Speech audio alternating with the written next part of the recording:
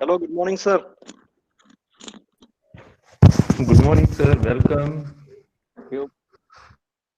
Welcome on behalf of MIT Institute of Engineering. Thank you. Hope I'm audible to all of you. Yes, yes, Yes, yes, sir. yes. In just you finished, I think, inaugural, no? Yeah, just we have finished inaugural and we will be starting with the post technical session. Yeah.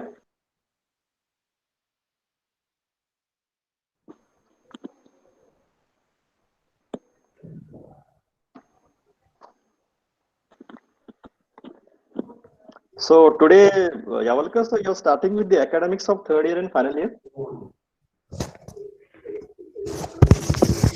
Hello. You're starting with the academics of third year and final year? Not yet, sir. Okay.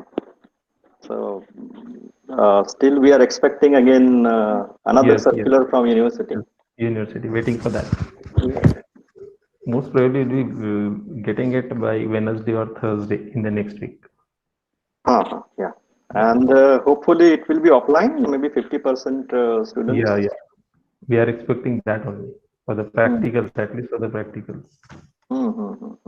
That will be, I think, the thing which is most essential. And Yes, yes, we want to see our students now in the college. yes, yes. And even the students are eager, I think. नहीं नहीं सध्या नहीं. I hope so. Wait. Yavalkar sir, I think we should start now. Yes, yes, we Yeah. can, sir.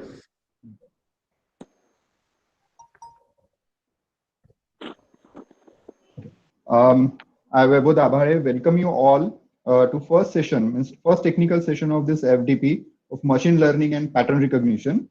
So I request Yavalkar sir to please introduce our today's expert speaker, Dr. Shivsagar sir. Sir, over to you, Yavalkar sir.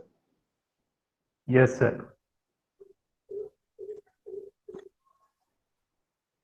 It's my proud privilege to introduce one of my friend, rather friend philosopher, to introduce as a guest, as a speaker expert for this first session, first technical session of FDP on machine learning and pattern recognition.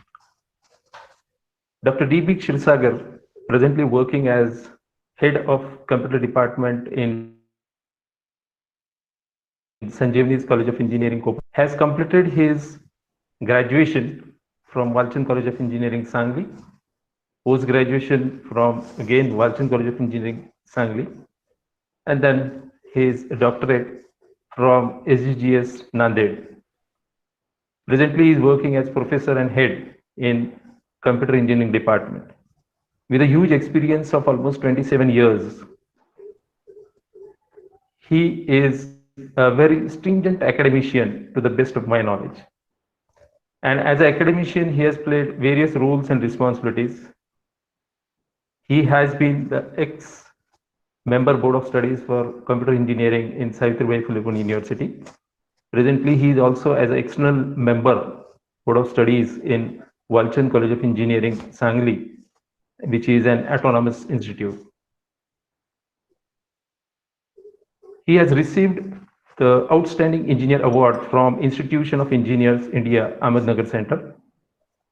To his credit, he has more than 30 national and international conference and journal papers.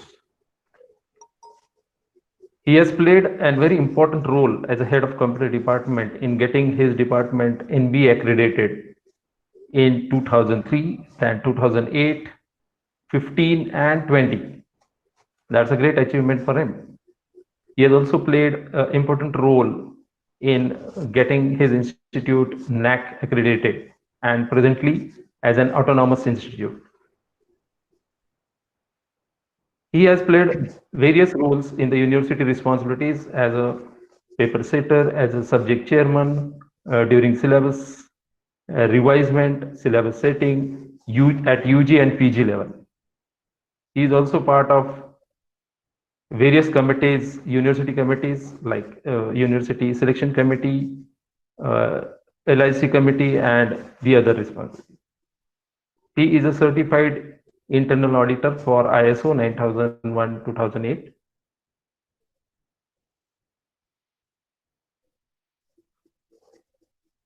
He is also part of various universities as a member for exams at UG and PG level in other universities apart from Pune University. He has played a role of session chair, reviewer at various national, international conferences.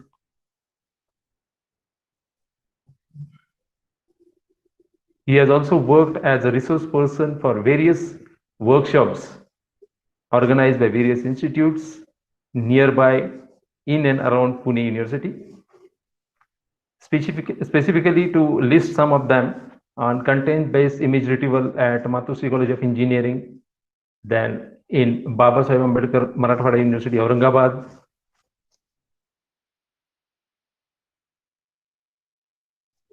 and he has also worked as a visiting faculty in KK College of Engineering for PG course. He has guided more than 50 UG and PG projects.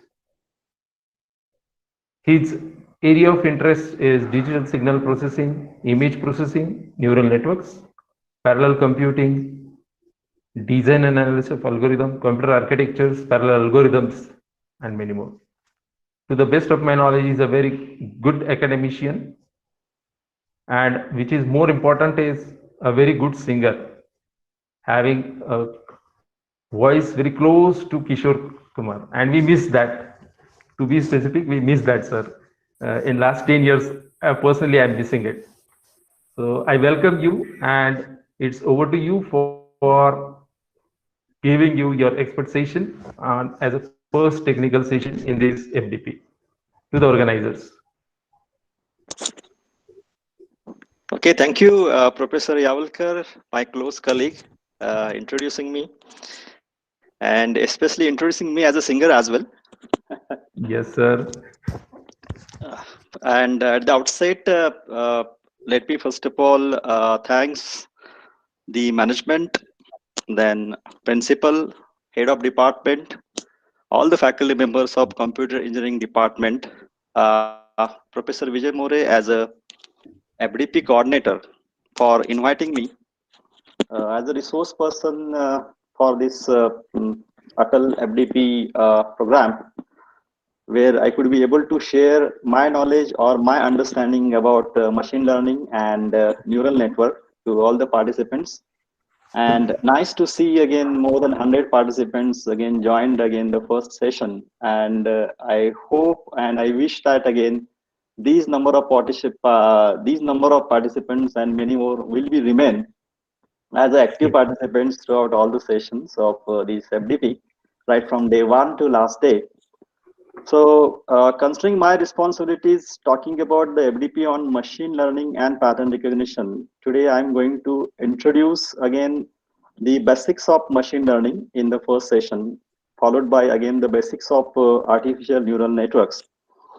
Assuming that again, most of the faculty members in this FDP who have joined, probably for them again, the basics are important, and learning these basics helps them to then understand the various mathematical models which are designed and developed for different machine learning applications or algorithms. So understanding basics is very important. So considering that again a class of participants where again the foundation basics or introduction is necessary, again I will start accordingly and share again the various aspects of machine learning, talking about different types of learning, followed by again the artificial neural networks. So might be possible that there may be again few participants joining this FDP. For them again,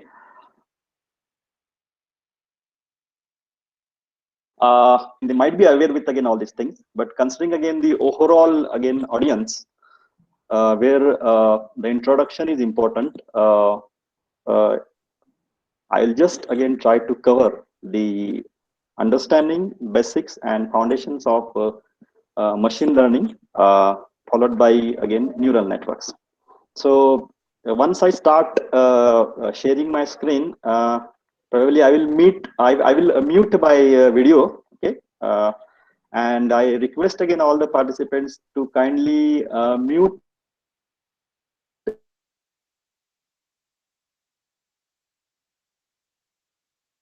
their audios. Later, maybe Professor Vaibhav or Professor Vijay will be there, Yes, sir. where they could give me again, keep on giving me again the suggestions, whether I'm again audible, whether my voice is reachable, where the PPTs are visible. So please feel comfortable to interrupt me at any time whenever again something goes wrong, because sometimes it happens that due to internet connectivity problem, somewhere again the voice may get break down, and somewhere again the visibility might not be clear. So I request or appeal Mr. Vijay or Mr. Vaibhav to kindly again give that assistance to me, right? Yes, sir. Sure, sir. Yes, yes. So Yavalka sir, then shall we start? Yes, sir. Yes, sir. Yeah. So let me first of all present my screen.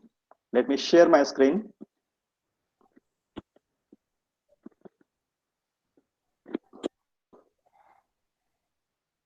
The screen is visible.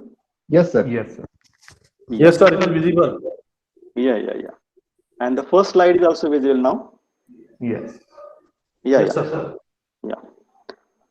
So in the very first session, we are going to learn about machine learning. Introduce again machine learning. What is machine learning? So if we see again the outline of the presentation, what I planned for the first session is about talking about machine learning introduction, the learning process. After that, different types of learning we'll see, where again we'll just go through association learning, then supervised learning, then classification and regression are again the types of supervised learning. After that, one more category is unsupervised learning, where again the clustering is one type of unsupervised learning. One more special class of machine learning we'll just see or introduce is reinforced learning. And then we'll end up this session with again the concept of deep learning and the various data formats used. And I'll put again few applications or few example applications where again that could be a very good exercise to all of you to again learn about again these applications in terms of findings about the problem and what kind of learning it is. So the word machine learning itself tells about again we are training again the machine to learn something, and the machine of course is the computer systems. So machine learning can be thought as again an important subset of artificial intelligence, where artificial intelligence speaks about again creating intelligence in a machine, okay, which will basically exploits the machine to again think about and take some decisions. Whereas machine learning trains again the machine to learn something with respect to the data. So again, the data is the input for any machine learning application or algorithm, and actually we devise a model with respect to that. Again, a machine can learn for different types of aspects. It can be a prediction, it can be a classification, or it can be a clustering, or it can be a kind of estimation. So again, these things of learnings are being exploited in a machine, or machine basically is trained to learn again that data for these outcomes. So we call that as a machine learning. So of course, in order to again learn the data, we need to again devise some training algorithms, some methodologies, where again these methodologies formulate again certain rules or certain decisions, and based on that again the input data is learned, and the result or output what we are expecting to solve a problem is achieved. So in technical term, if we see again the definition of machine learning, which you can find in the book, is it is a programming computers. So of course, learning computer systems or machines to optimize the parameters of the model using trained data or past experience. So the data need to be mined, need to be trained, and with respect to the past experience, a model basically is designed to again learn that data for a specific outcome. And the most difficult part, what we can say, talking about again the machine learning algorithms or methods, are it uses theory of statistics in building mathematical models. So one should be very strong with the mathematics, especially talking about again probability, talking about statistics, talking about linear algebra, talking about vectors, talking about matrix computations, etc., etc. So with these various statistical measures and mathematical models, basically the algorithms are designed, which helps in making inference from training samples. So making inference means actually we are deriving some important conclusions with respect to again the training samples, where the training samples are nothing but the input data.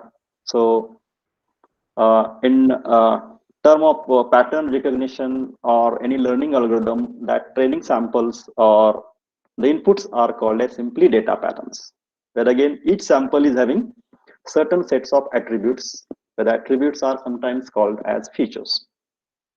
So the inference may lead to again a kind of a classification. So the result is a classification, okay, or clustering, so grouping up again similar objects, or maybe a kind of prediction or estimation, okay, which is obtained from learning the huge data. And the algorithms need to be devised or need to be used, of course, first of all for training data samples, for solving the optimization problems, and obviously representing and evaluating the model for inference. So with the help of these algorithms, again, the inferences are obtained, which can be categorized into different types, where again these gives rise to different types of machine learning. Hope I am audible. Vijay sir? Yes, sir. Yes, sir. Yes, Yes, sir. sir, you are audible. Yes, sir. Yeah, Yes, sir. yeah, Yes, sir. yeah. Thank you. So used, obviously, there are various applications or the application domains or specific problems where again this learning is essential. Interestingly, the first one where again the human expertise does not exist. For example, navigating on Mars. Okay, so we cannot take again the help of human expertise. The second is also interesting, where humans are unable to explain their expertise. So especially humans are very good in pattern recognition, everybody knows. So talking about speech recognition or face recognition or any object recognition, humans are able to again recognize the objects, any kind of object, okay, uh, within a fraction of second. But how they have identified these objects, how they have recognized the object, it is very difficult to explain.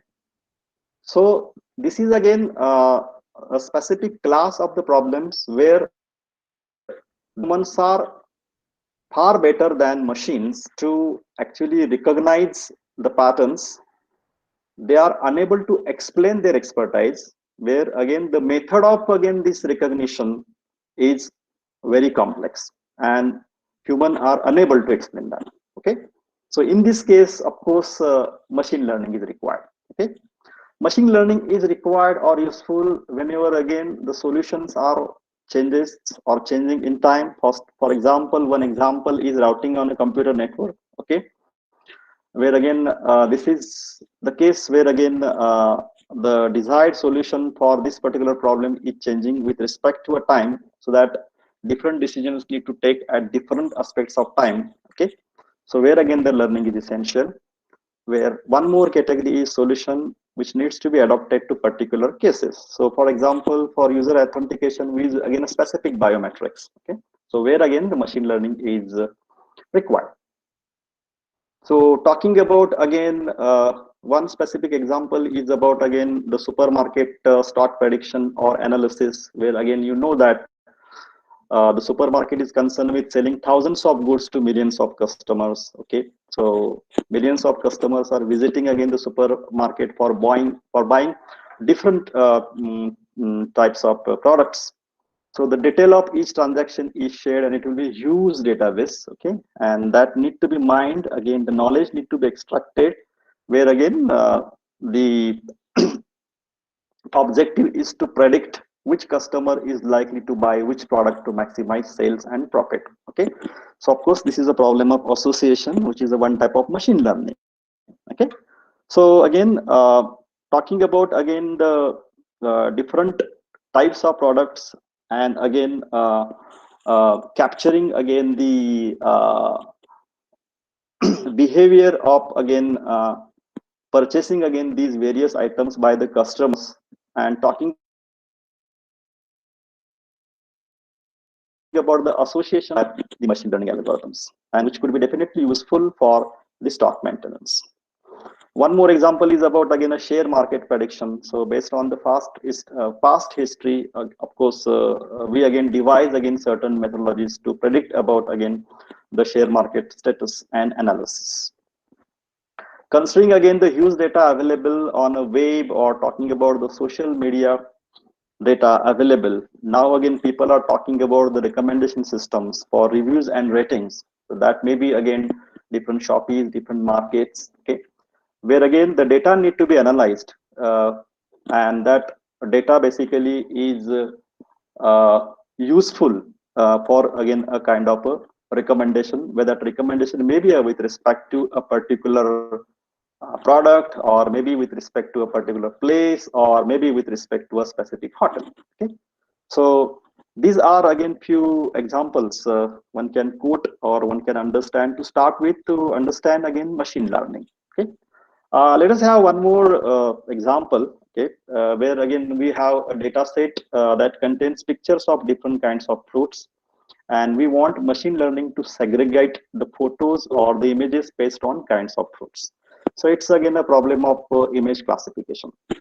So we may have again a standard data set available, or there may be again a millions of images which are web-based again images available on web, and again these images we need to classify, or we need to categorize. Okay, where if we see that one specific aspect where we want to categorize depending upon again the kinds of fruits, assuming that again the fruit images, so there may be again few images which might not belongs to again this particular category, but again if the fruits images are there, our objective is to find out the type of fruit, means whether it is an apple or whether it is a banana and so on. Okay, so it is like again a problem of content-based image retrieval system, where again we want to retrieve the images, or we want to classify the images.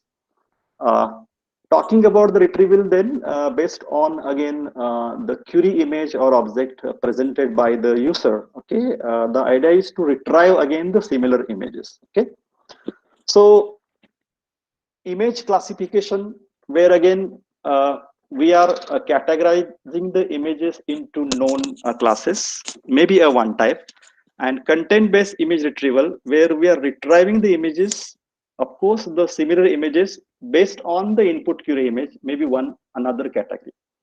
Later on, again, we'll see again this problem of CBIR, and later on, you also can give a thought to again share that whether this problem of image retrieval is considered as a classification problem or clustering problem.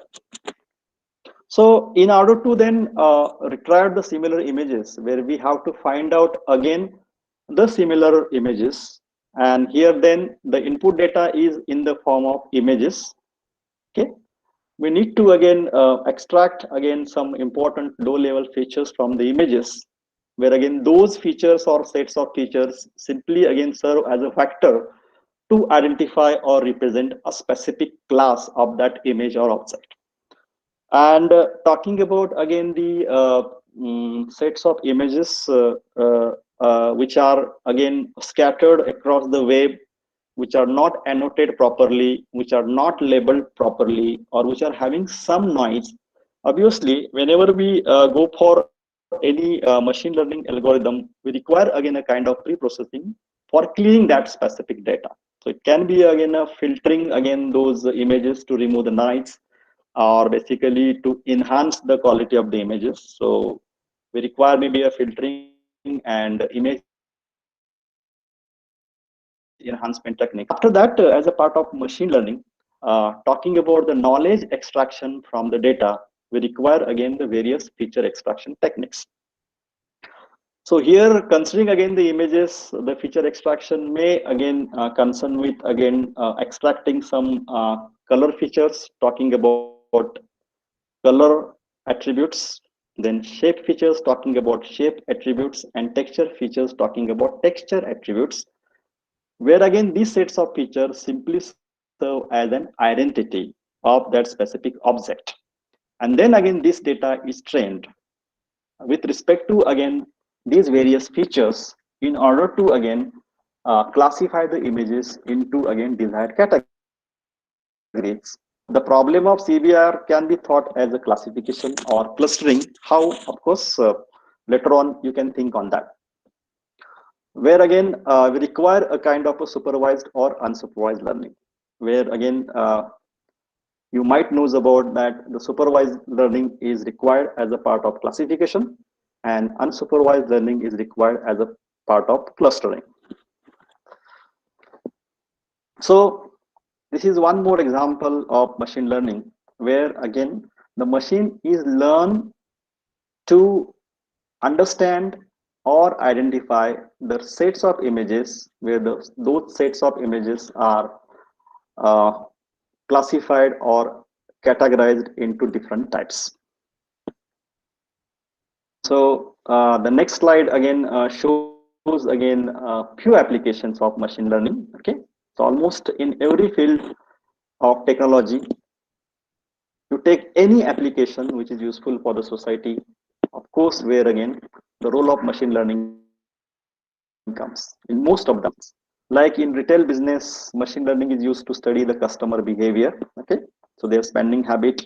Okay, then of course their purchasing pattern, product purchasing pattern. In finance, again, bank may analyze their past data to build models to use in credit applications that can be used for again giving certain credit credentials, specifically loans to again the various valuable customers. The data might be again analyzed for fraud detection and maybe for stock market. In manufacturing, again, the learning models are used for optimization, control, and troubleshooting. Okay. In medicine or in medical field, again, the learning programs are used for medical diagnosis. So maybe again the disease detection of again the patients, or analyzing again the patient's history data for certain conclusions. Okay, and the machine learning algorithm helps. In the field of telecommunications, are analyzed for network optimization and maximizing the quality of service. And if you see again the field of computer visions, recognition, the machine learning algorithms required to find out again in this area also. Controlled vehicle, talking about now the smart vehicle, specifically say the driverless car. Okay, where again actually we use again the various AI techniques. Okay, and lots of applications actually we can see with respect to the computer controlled vehicles. So one example is again to steer correctly when driving on a variety of roads. Okay, the obstacle detection and so on. Okay.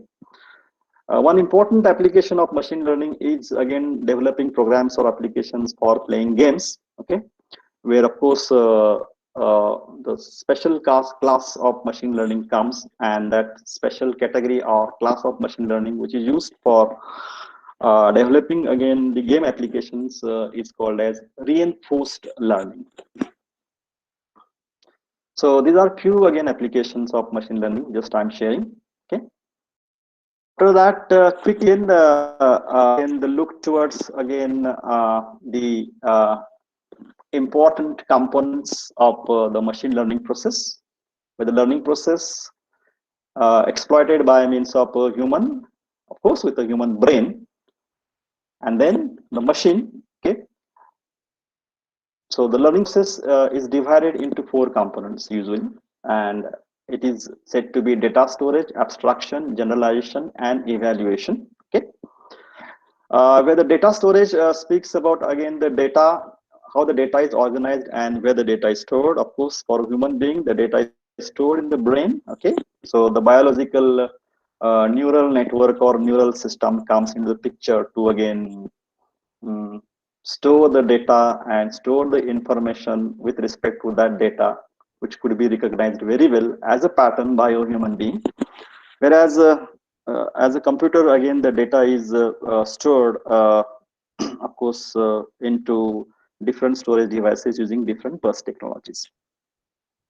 So that after this data storage, having a data well organized or available in a storage devices, okay, we go for abstraction and generalization, where the abstraction and generalization can be thought as again pre-processing and feature extraction. Okay, where just I said that pre-processing is concerned with again removing the noise in the data, organizing the data in the uh, required format, whereas again maybe a kind of filtering the data to obviously enhance the quality of the data in case if the data is in the form of multimedia, especially images. Okay?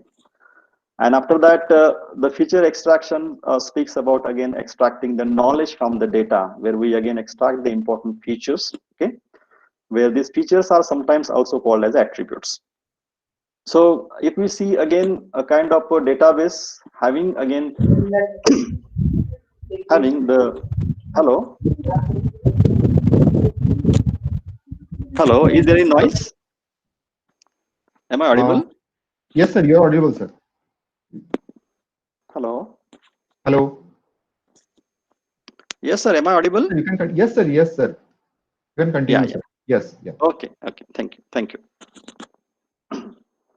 So if we take again a data where again we always again define data with respect to the sets of attributes. Okay. So talking about again supermarket, again we speak about a customer data, so that each transaction may be considered as how many products again the customer has purchased, then again which products, what is the transaction amount, and so on. Okay.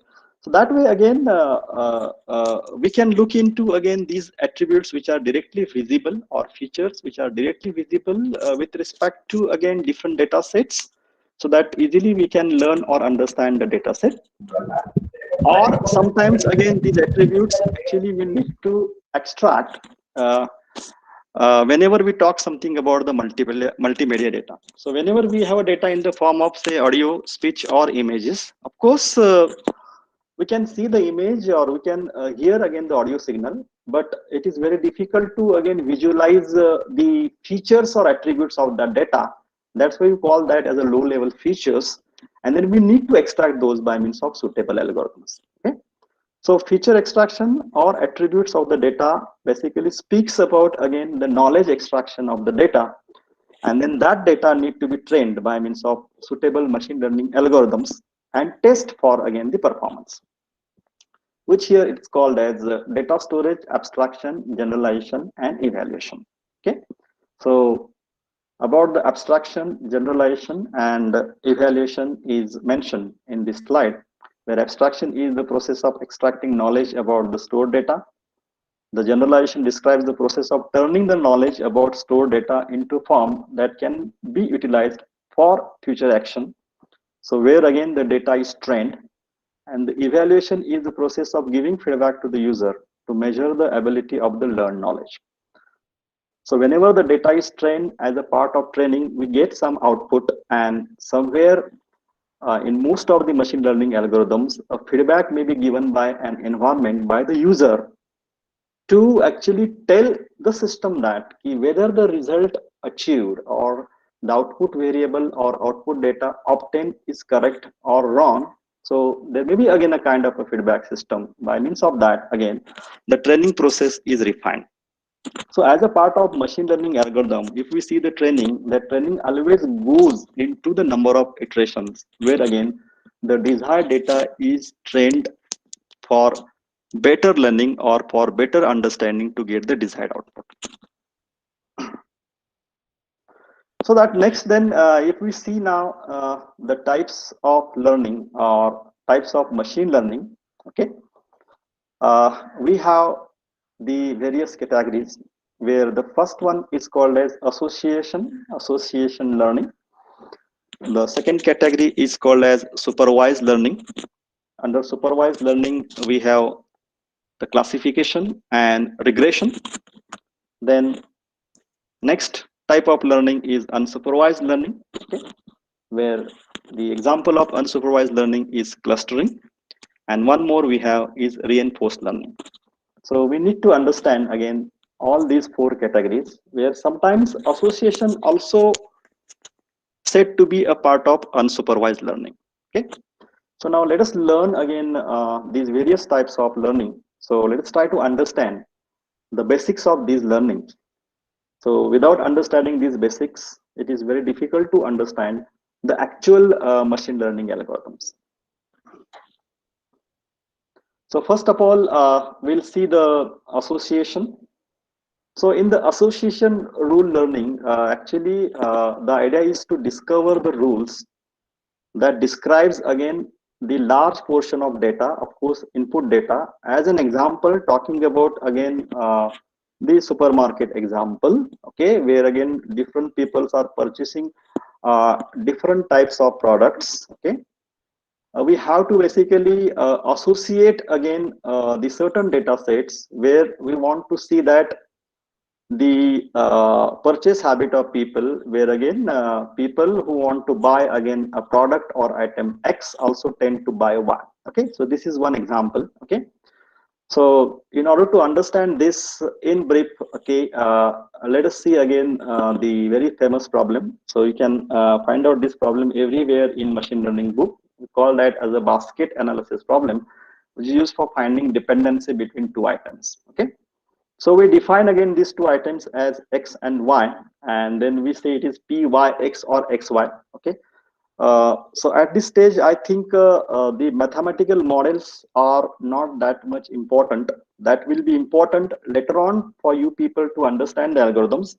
At this stage, we are understanding the terminology or concept first, and then, of course, you can go through or again deep insights into again these various algorithms with respect to the mathematical models. Okay.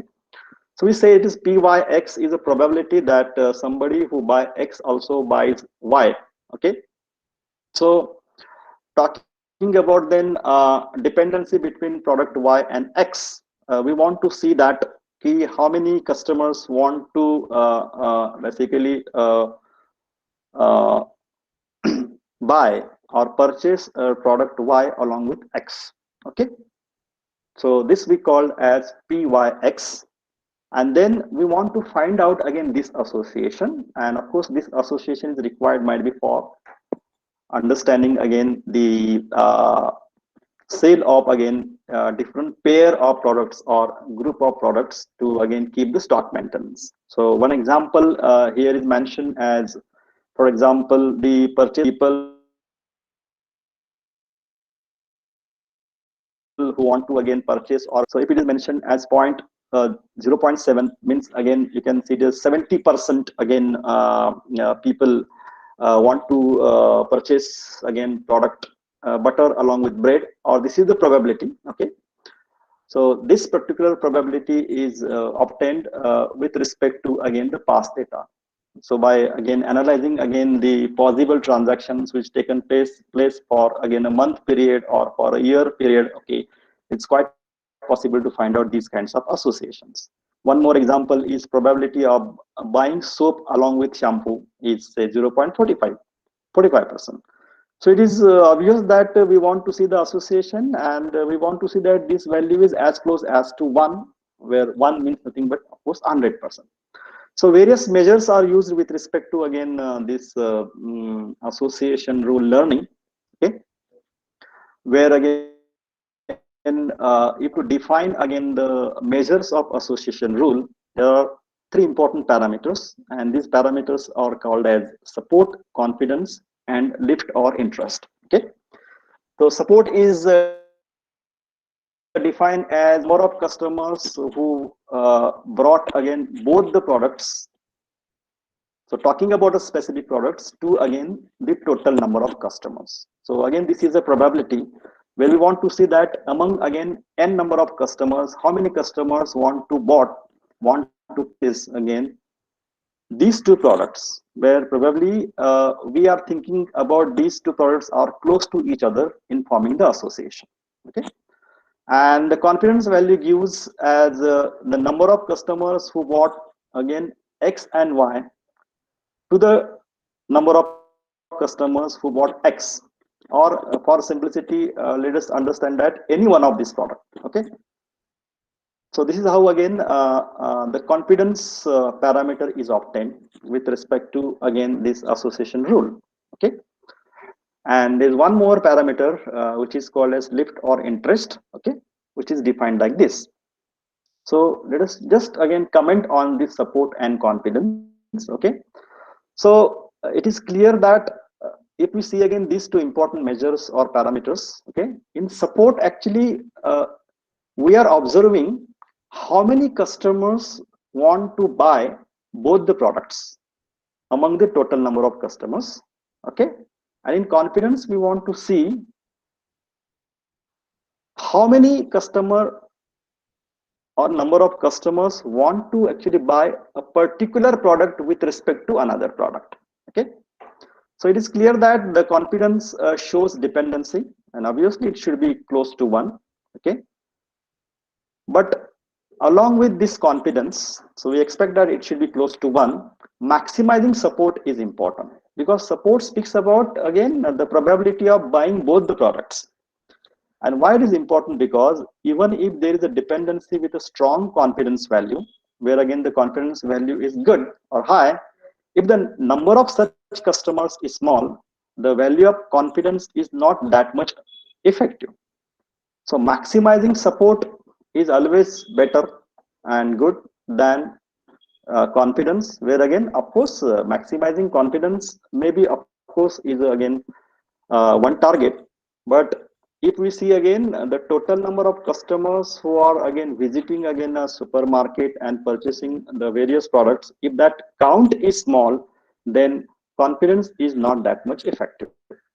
So that talking about again the decision making specifically for a specific company, then the minimum support and confidence values are set. So specific support values and confidence values are set. So that simply serve as a threshold.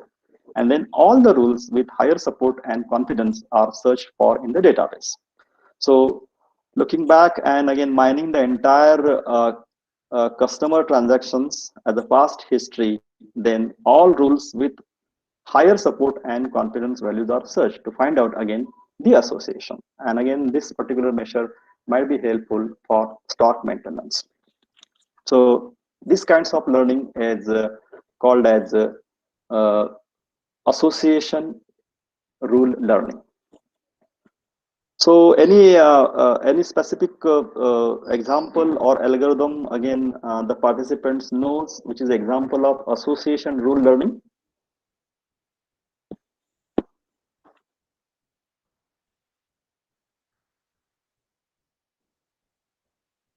Because once we again learn these basic types of machine learning, then later on we have to again go through the different algorithms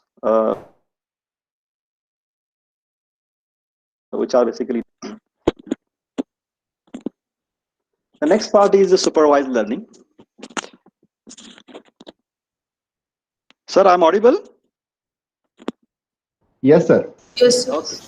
Okay, fine.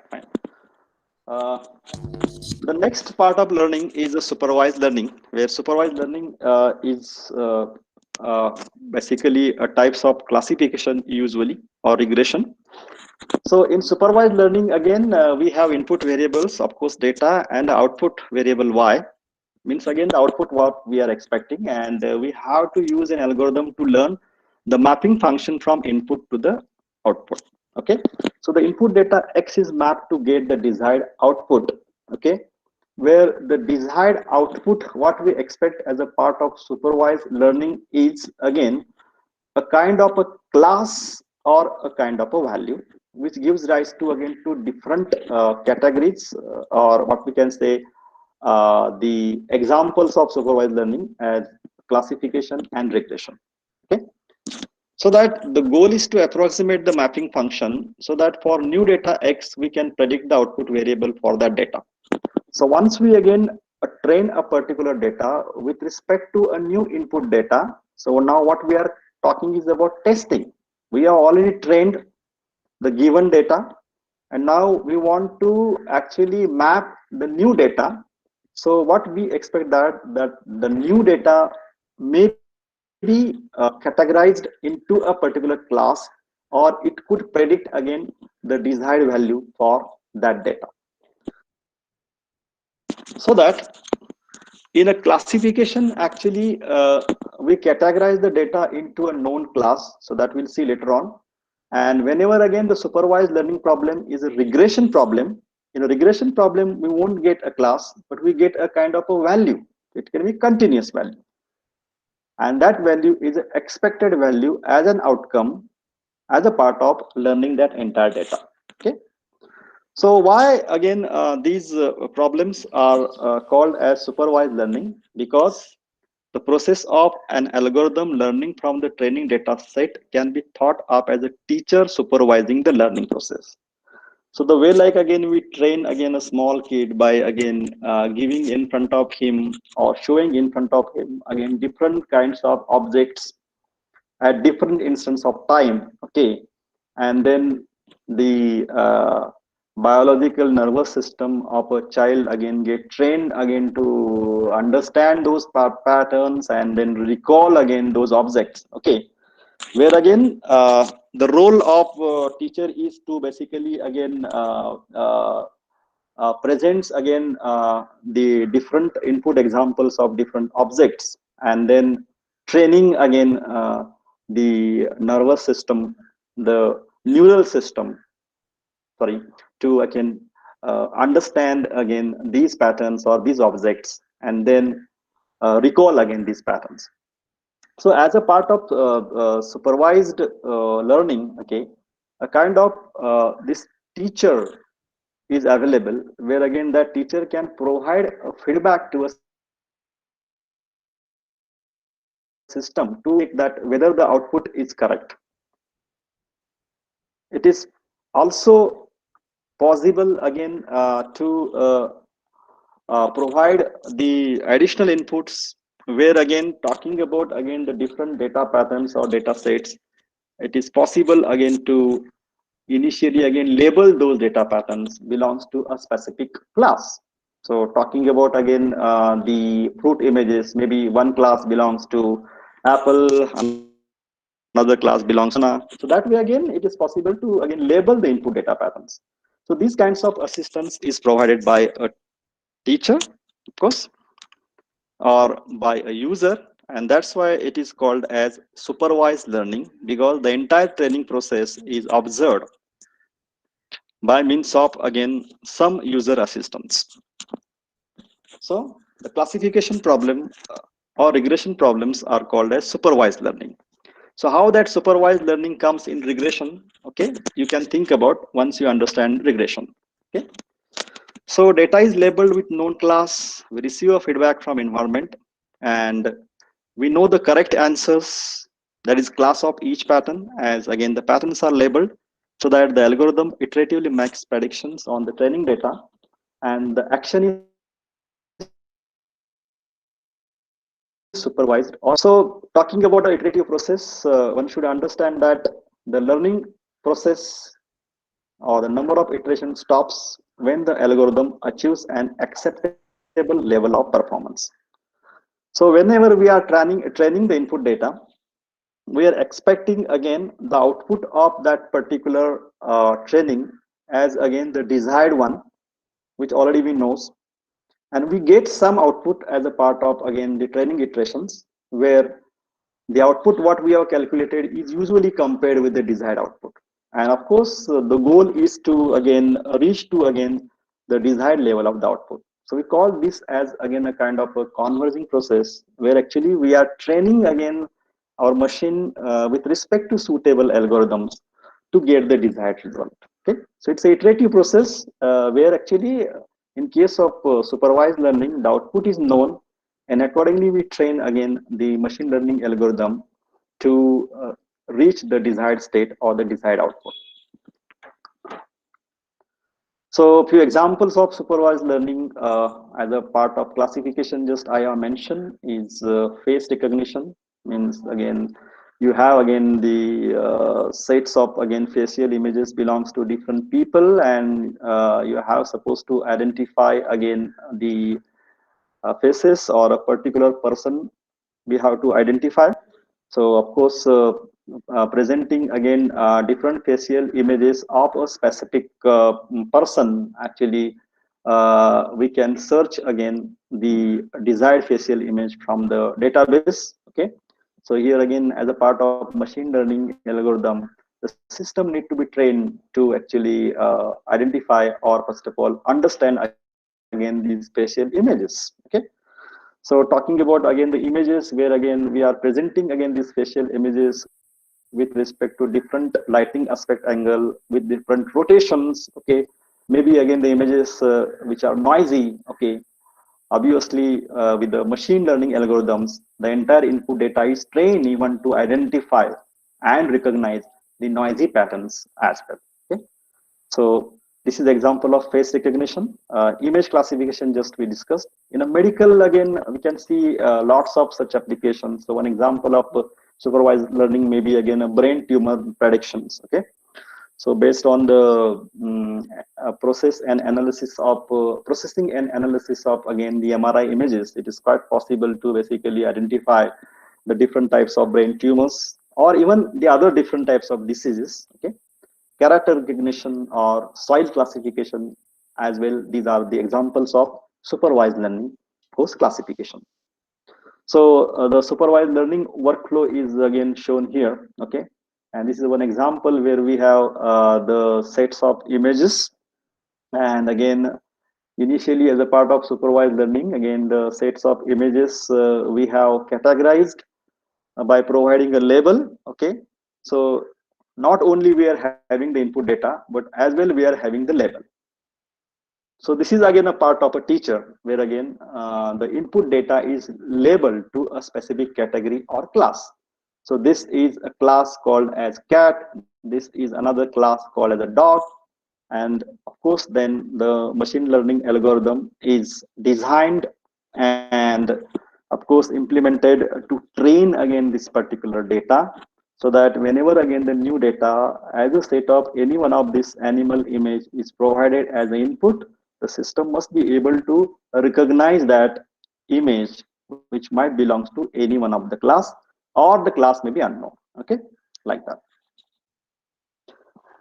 So as a part of again the supervised learning, obviously with respect to the input data, we need to again extract the knowledge by means of sets of features or attributes. Okay, then we train the data, then we get again some output.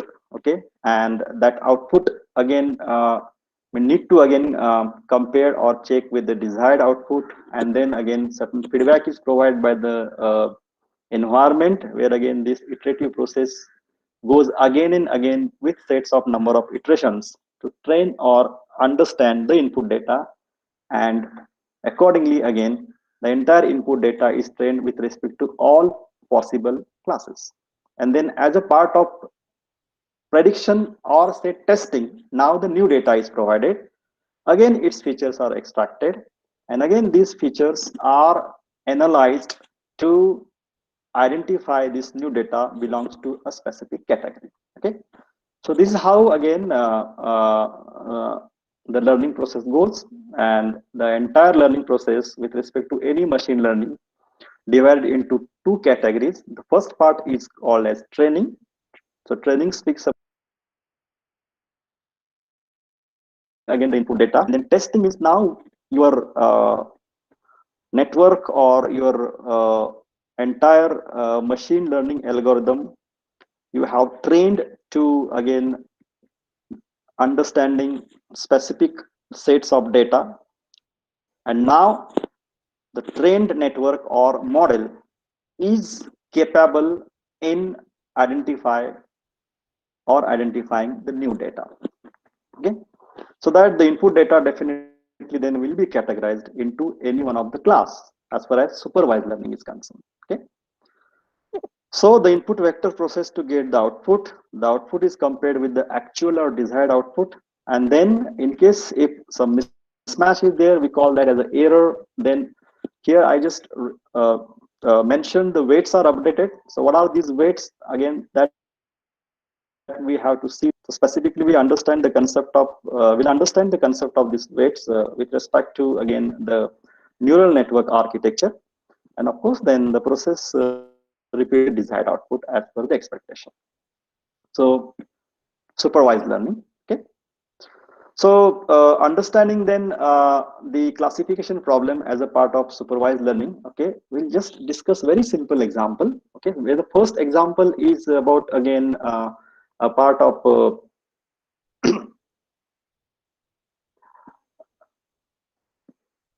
credit scoring with respect to say again a customer data available for a specific bank.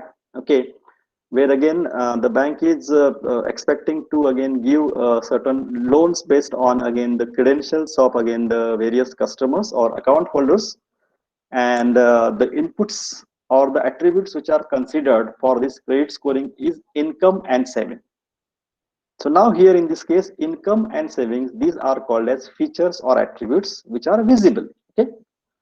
So whenever we see again very few attributes or number of features, it is quite possible to visualize the entire data into different categories or classification or clustering.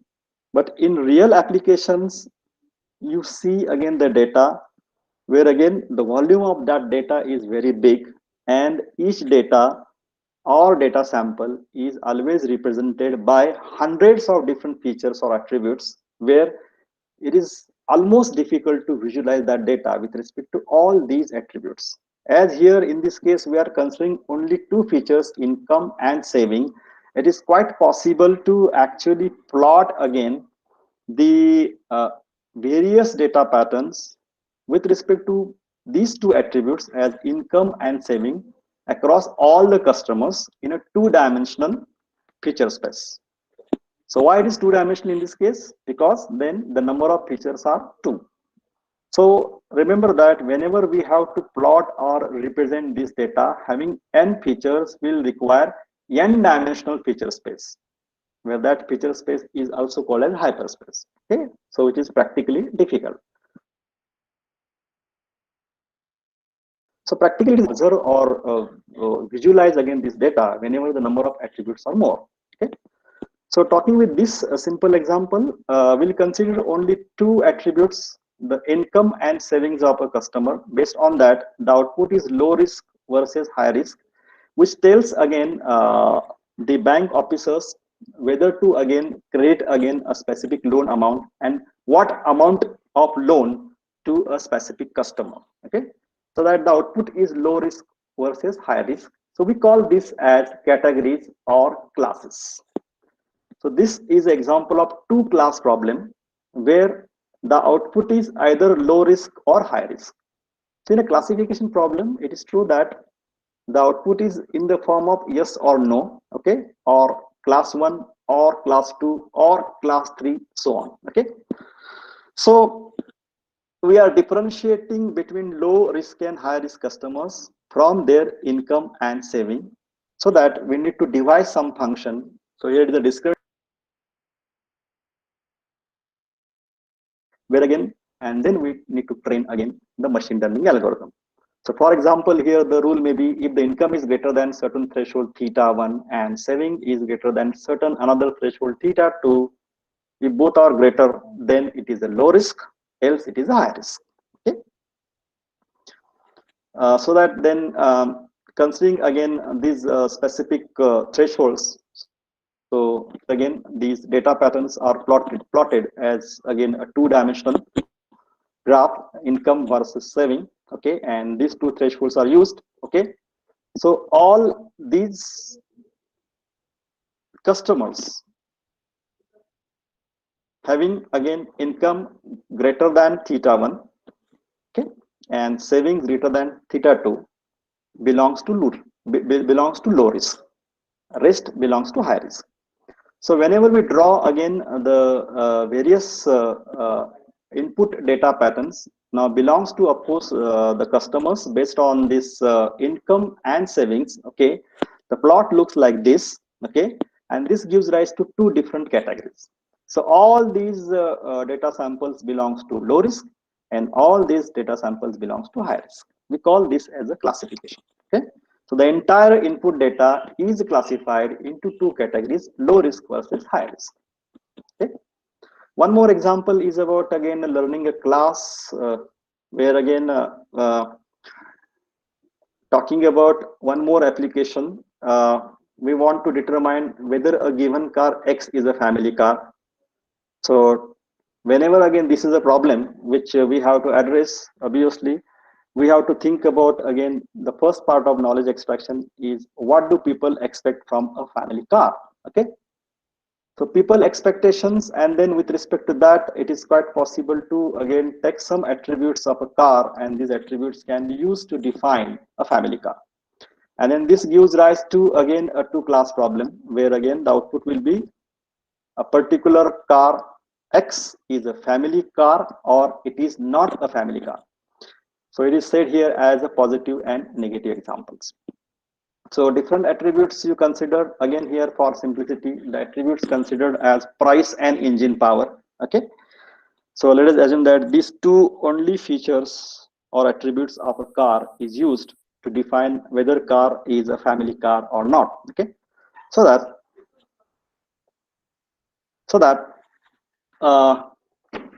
talking about again the training samples, mathematically it is represented as x of t and r of t, where r is again a class and x is obviously again the input vector with the number of features. Okay, so see here then each training sample provided to a machine learning algorithm basically contains the number of features along with again its class. Okay, so class is known. Okay, so that this class is either 1 or 0. So 1 means again x is positive and 0 means x is negative, means a family car or not a family car. Okay, and here then this x here is called as a feature vector, and here this feature vector as far as this example is concerned, okay, this contains only two features, so it is a two-dimensional feature vector. Okay, so that if we see again these two again attributes again certain data patterns or samples are plotted with respect to these two attributes, and here for example we are saying that these are the positive examples which are shown with again this the examples of a family car. We need to again devise certain rule, okay, to decide the definition of a family car with respect to these two attributes, and it can be like this. So if the price of car is between the values of P1 and P2, which is shown here, and the engine power is between E1 and E2, then this is an example of class C, which is a family car. Okay.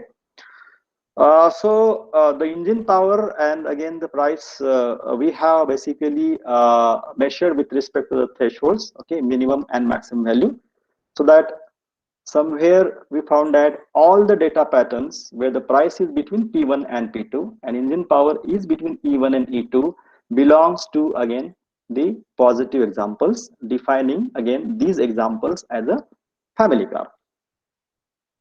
So whatever again the equation which is modeled, basically it indicates a kind of a hypothesis class H for this particular class C. Okay.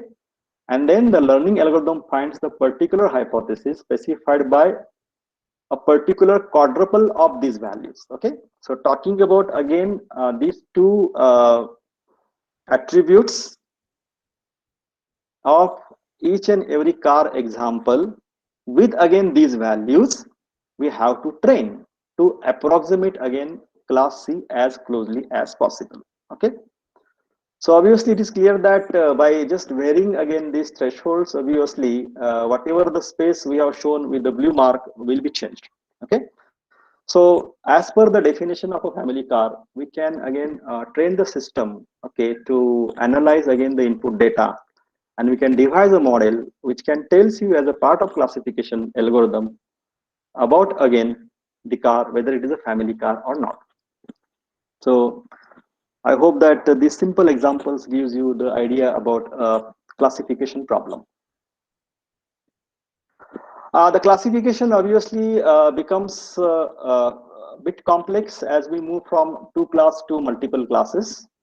And further again, the dimension of the input data is huge, where again large number of features or again attributes we need to actually analyze. Okay, so as a part of the same again the another classification problem may be again to actually derive or decide or identify the types of a car. Okay, so that again all these vehicles can be categorized into different types like family car or luxury sedan or sports car, and then somehow as a part of training again the input data with respect to the multi-class categories, often we found that there's a kind of a misclassification. So if you see again this plot where we have shown again the sample data patterns with again different colors, we can found that again the hyperspace of sports car and again luxury sedan is again interfacing with each other, so that whatever the patterns which lies in this particular portion, okay, it is very difficult to at this stage identify whether it belongs to sports car or luxury sedan. So we again call these kinds of examples as misclassifications, and then these misclassifications need to be addressed, so that we need to again train the input data such that again these various data patterns falls into any one of the category. Okay, so that of course is a part of machine learning algorithm. And then further along with the classification, the supervised learning problem can be grouped into yet another category which is called as a regression. Okay, so the difference between classification and regression is, in a classification problem output variable is a category, okay, whereas in case of regression problem output variable is a real value. So with the same example, then we are estimating the price or cost of a car, maybe a value. Some common types of problems built on top of classifications and regressions includes the recommendation and time series prediction respectively. Okay, a few popular examples or the algorithms for supervised machine learning are mentioned. So linear regression is one specific simple algorithm used for solving regression problems. Random forest algorithm or decision trees is used for classification and regression problem. Okay, along with again lots of neural network architectures might be heard like support vector machine, okay, or backpropagation or radial basis function network. All these are again the different architectures or algorithms which will address or which usually address classification as well as regression problems. Okay, so few examples just I have mentioned as the typical few examples of algorithms useful for classification and regression. One simple example of regression is mentioned here, where again the output what we are expecting is again the price of a used car, and again the regression model is defined as okay, y as a function of x, okay, where y is the output which is a value price and x is nothing but again the car attributes. Okay, and this function again what actually we are going to define or design basically gives a model where again theta is again the sets of parameters that can be used to again tune or again train the sets of attributes or feature values of again given input data. Okay, so talking about core attributes, again variety of attributes or different attributes you can take as brand, year, engine capacity, mileage. Okay, and then it's a function to the training data to learn y as a function of x. Okay, so we are devising a model to learn again the output y as a function of x, where y is a value whenever it is a regression, or y is a class whenever it is classification. Okay.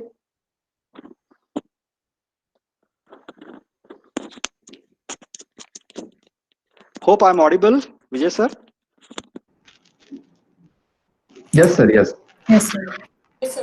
Yeah, and hopefully there may be again a few questions actually or queries. But what I again suggest that it is better to take again these queries or questions once the session is over, if time permits, and I request again the coordinators to kindly again share those queries what may be asked by the participants through chat box, so that later on even I can answer those queries whatever it is possible. Okay, so let us move ahead.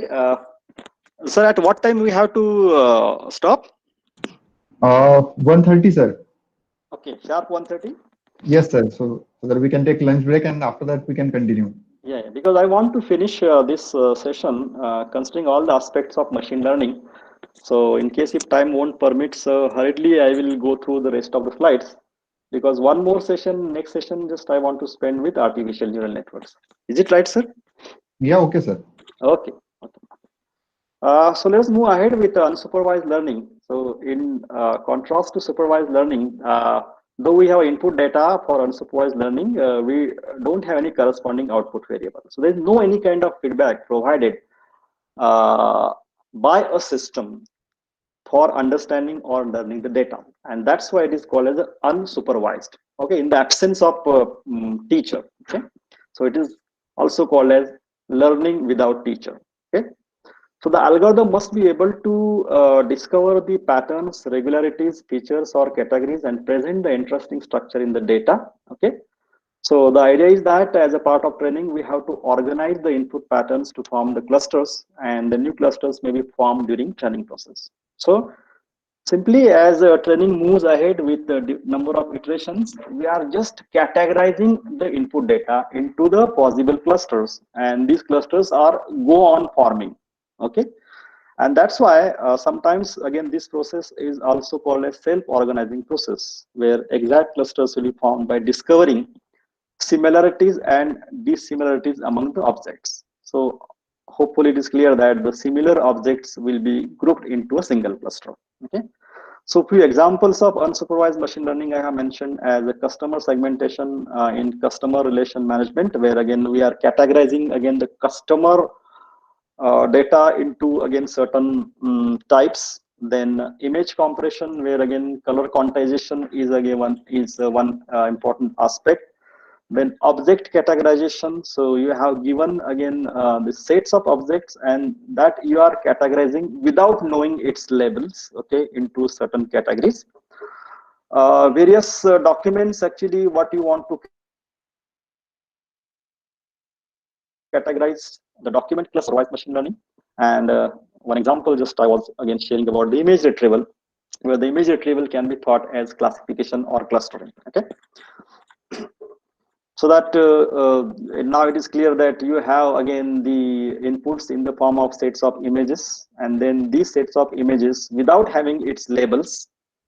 If you compare this with respect to again the same problem we just presented to understand classification or supervised learning, so here now you have just inputs, the input data is not labeled at all, and we are just finding out the similarities and dissimilarities with respect to these different data patterns, and then we are categorizing again these objects into number of clusters.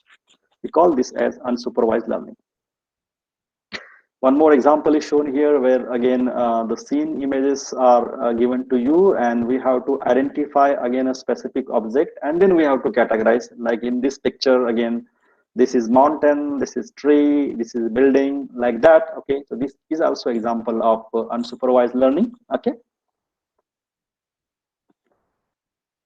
and then whenever we see again these unsupervised learning as a part of machine learning, okay, mainly or broadly it will be categorized into clustering. Okay, thought as again unsupervised learning, where again in association also, that way again no direct feedback is available, and only based on usually the past data or historical data, basically we could find out again the interesting patterns as a part of association. Okay, and in case of clustering, we are discovering the inherent groupings in the data, such as grouping customers by purchasing behavior. Okay, so if you see again few examples of unsupervised learning algorithms, the most famous or popular algorithm is K-means and its different flavors. Okay, so K-means clustering algorithm, then a priori algorithm for association rule. So association rule mining, again this a priori algorithm is used. Then few such algorithms or architectures you can find as a part of artificial neural networks are self-organizing map, SORM, then adaptive resonance theory, ART, or VQ, means vector quantization. So variety of such different algorithms as well as architectures are available. So that talking about clustering, then we'll see again one such algorithm used for clustering as KNN algorithm. Okay, so before that, again the basics of clustering is covered once again with one example, and the example is again considering again a rental store, and we wish to understand the preferences of customers to scale up the business. Okay, so here actually the idea is to basically recognize or identify the purchasing habits. Okay, so it's not possible for us to look at the details of each customer and devise a unique business strategy, talking about again thousands of customers visiting and again purchasing or buying certain products. But it is possible to again cluster again the total number of customers based on their purchasing habit into again specific number of groups. Okay, so say for example 10 groups. Okay, and then talking about again this category where we are categorizing the customers into number of clusters, it is quite possible to devise separate strategy for customers belongs to these specific groups. Okay, this may be one example of clustering, understanding clustering in a better way. Okay, so the task is to divide the entire population or data points into a number of groups, so that data points in the same group are more similar to other data points in the same group than those in other groups. So based on the similarities and dissimilarities with respect to the data points, actually we group those data patterns into number of known clusters. So one simple example or algorithm to understand clustering, maybe again most of you knows, is again a K-means clustering. Okay, KNN as well is again example of form of this K-means clustering. Okay, so as you know that K-means is an iterative clustering algorithm finding heterogeneous groups, computing centroid of each cluster. Okay, so if you see again this algorithms in brief, the idea is that actually initially with respect to the given data set, actually we specify, as you know, desired number of clusters. So the number of clusters what we are deciding is also very important parameter as a part of performance of this K-means. So if we example that k is equal to 2, it means that initially we want to categorize the input data into 2 clusters. Okay,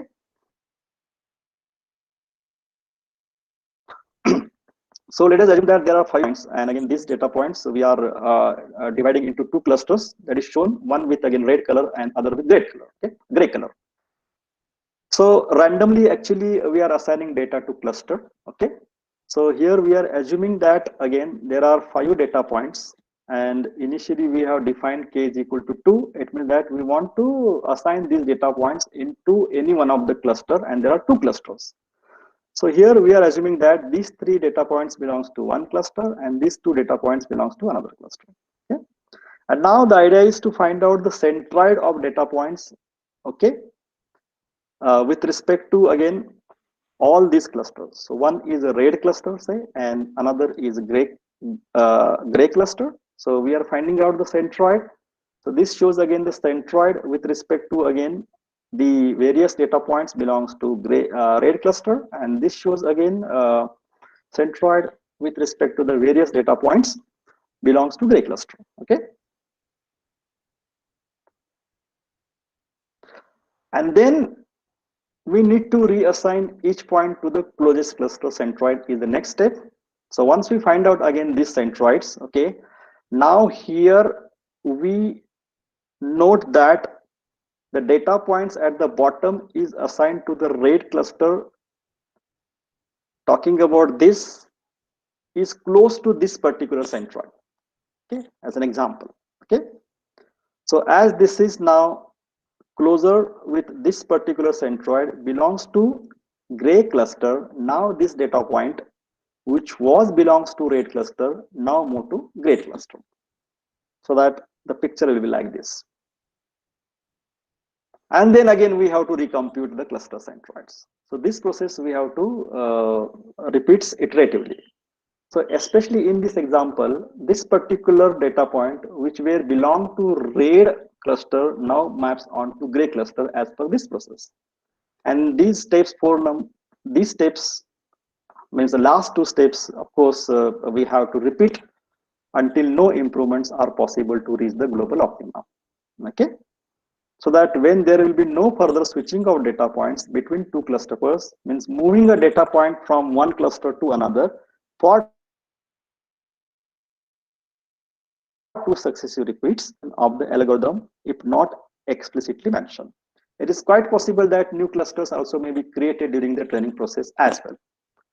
So the clustering method, which is based on again this centroid computation, is called as k-means clustering. Okay, so this is one simple example just I quoted to understand one such algorithm as a part of clustering.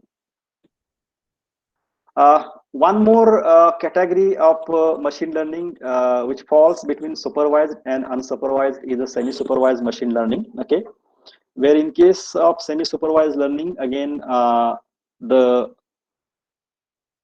large amount of input data is available and some of the data is labeled. So it is again a mix of again the data where again some amount of data is labeled and some amount of data is unlabeled. So obviously for labeled we have to go for classification, and for unlabeled we have to go for clustering. So variety of problems or actual practical applications may also belong to this specific category, where actually we have to go for semi-supervised machine learning, which is a blend of classification as well as clustering. And then the last part of machine learning is about the reinforcement learning, where especially the reinforcement learning is useful in gaming applications, where the output of the system is sequence of actions. Okay, so to reach again the goal state again as a part of gaming application, the player has to go for again the sequence of, here the single action is not important, rather sequence of correct actions to reach the goal is important. So that gives rise to again the different policies, so that the machine learning program should be able to access goodness of policies and learn from past good action sequences to be able to generate a policy.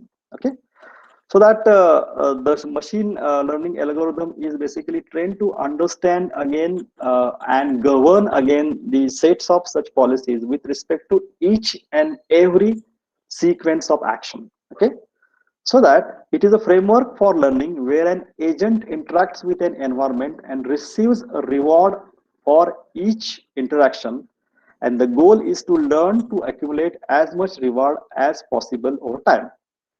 So the agent, for example, is nothing but a player who is playing again a cricket match as an example. Okay, and a player is facing again a specific bowler, okay, and based on again the type of ball it is taking a decision. For example, if it is an over pitch, again maybe the ball is getting hitted again over the boundary, and if it is a Yorker, again obviously the player has to again defense that particular delivery, and accordingly again the training goes on where again it learns from the environment and takes some decisions. So again it's a sequence of actions, and based on these again the player has to take a decision. So if the decision is correct, it is called as reward. If the decision is incorrect, it is called as a penalty. And of course we have to accumulate as much again reward actions.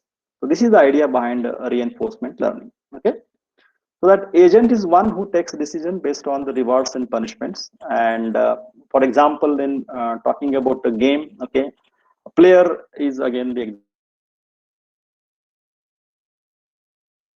example of critic feedback indicating supervised learning is actually we observe as a part of reinforced learning. So two examples are given. One is again a game playing, which is a sequence of right moves, and the good move basically gives rise to a playing policy. Now, designing this policy and this framework is very complex process, because the small number of rules, though govern with respect to a specific game, for example chess, but large number of possible moves at each state is expected, and to reach the goal state we have to go through the sequence of states, and every time this sequence of states may be different. Okay, so it's a complex to design the policy considering each step. One more example of reinforcement learning is robot navigation in search of a good location. Okay, so as you know that once again this robot is programmed, at any time it can move into one of the number of directions. Okay, so the idea is to learn again the correct sequence of actions to reach the goal state from initial state. So that is the objective, and again that is as quickly as possible with minimum number of moves without hitting any obstacle. Okay, so that is the target, and then that again comes under reinforced learning.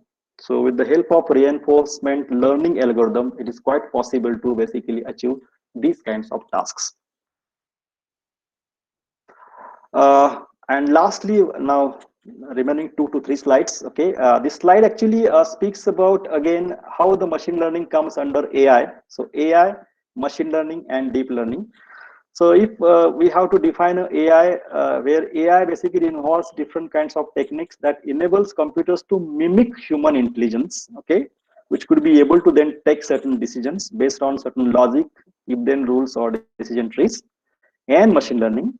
But whenever we talk something about machine learning, it is a subset of AI that includes abstruse statistical techniques, sometimes difficult to understand, that enables machines to improve at tasks based on, of course, learning algorithms basically are designed to learn the data, the past history of the data, to devise and deduce some conclusion. And then one category of machine learning nowadays we are speaking is again the deep learning. Okay, so if you see again the basic difference between machine learning and deep learning is, in case of machine learning algorithm, the pre-processing and feature extraction is carried out first to again extract the knowledge with respect to the input data, and then the machine learning algorithm comes in the picture, where again these features or attributes are provided as an input for these various machine learning algorithms to get the desired output. And now if you see deep learning, everything is included as a part of different layers of deep learning architecture. So feature extraction along with pre-processing and classification itself is carried out as a part of the deep learning architecture by means of different layers.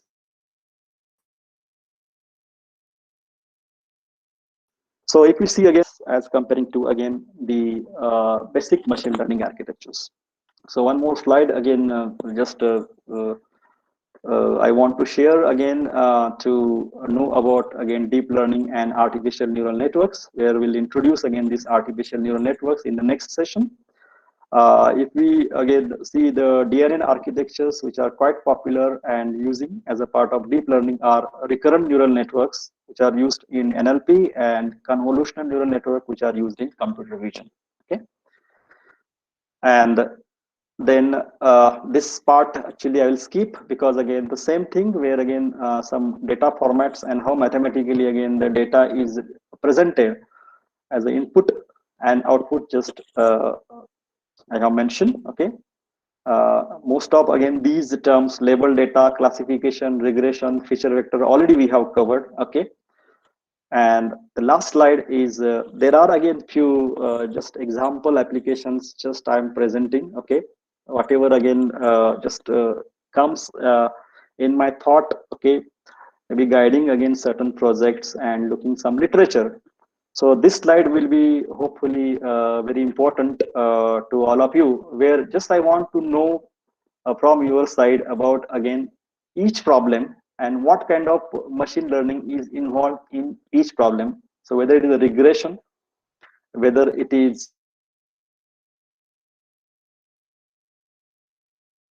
classification, whether it is, or whether no any machine learning algorithm is involved in that particular problem. Okay. So later on, definitely, I will share again this course material to all of you. But at this stage, kindly again go through again these problems and try to just identify the machine learning algorithms or techniques which can be used as a part of again these different applications. So of course, these are the various as well applications of machine learning. With this, again, one slide I'm providing with again few standard data sets available on web, like UCI repository, then KDD archive. So you can visit again this particular links to again extract some standard data sets, and you can see again those data sets for the sets of features or attributes to understand data, and then you can think about how machine learning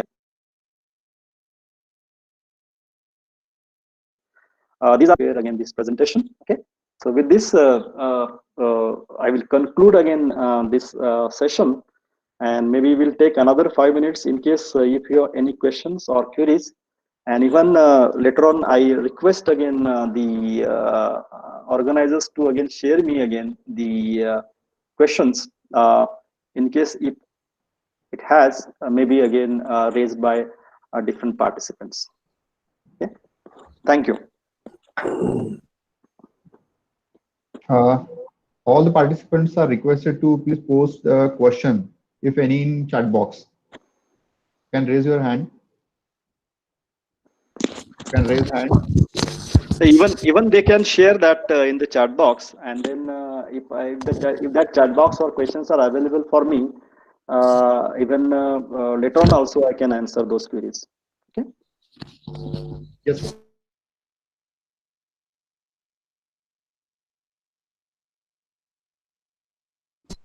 Yeah.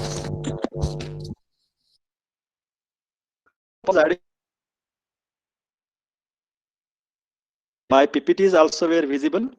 Yes, sir. Yes. Yeah. Okay. Yeah. Okay. I'm again requesting participant to please post a question, if any. Yeah. Okay. Sapna Sharma ma'am posted finger authentication can be used in machine learning. So Yes. If you see again the different kinds of biometrics, so that may be iris recognition or face recognition, or again those thumb recognition, where all again these are used for a specific applications, where the idea is again these are usually used for authentication process. Okay, so that itself is a part of machine learning. And then again, ma'am, also I think you can tell whether it is a classification problem or a clustering problem.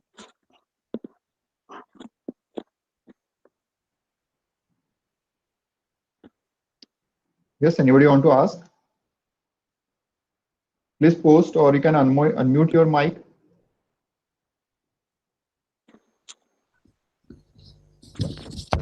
Yes, participants can ask the questions if they have. They can unmute their mic and directly ask the question.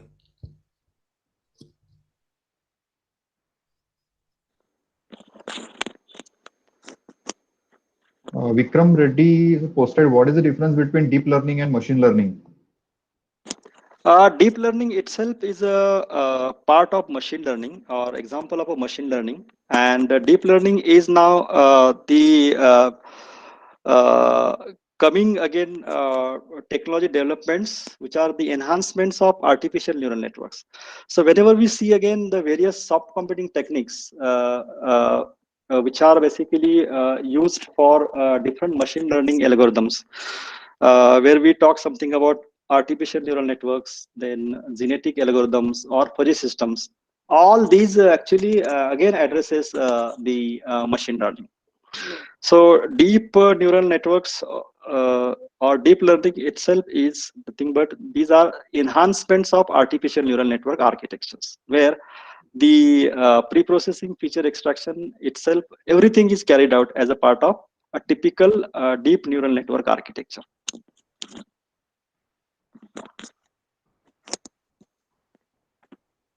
Hope I answered the query or question. Yes, sir. And next question is how to save the training done on huge data set? Now, it's interestingly, if we see again the neural networks, okay, talking about the training, once we actually devise any machine learning algorithms, the entire training itself is saved with respect to again the connection weights. Okay, so whatever again basically the weights we are using basically to update again the input data pattern. Where these updations are used for training the input data or understanding the input data, these weights are itself stored as a part of network. So the actual knowledge or inference about again that training data itself is stored by means of again those connection weights.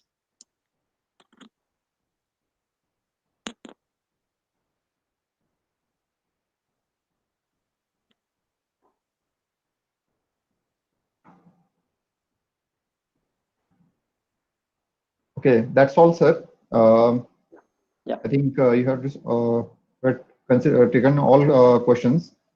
Now we can conclude this session. But before that, thank you for covering all the topics. These are basic but important topics. That is data aggregation, generalization, then association rule, supervised, unsupervised, reinforcement learning. These are the topics that we should know before starting the ML, right? Means these are basic but important. And you have explained all these topics in very simplified way. So once again, thank you, sir. And definitely we can continue with next session with advanced topics, with some advanced topics. So now I officially conclude this session, first session, technical session, and will after lunch break. So I request all participants to join after lunch break. Okay, thank you all of you. So we will meet at 1:30. No? Thank you, Yes. sir. 2:30. Yes. 2:30, sir. 2:30. 2:30. Yeah, sorry, 2:30. Yes. Yeah. 2:30. Okay, thank you. Yes. Thank you, sir.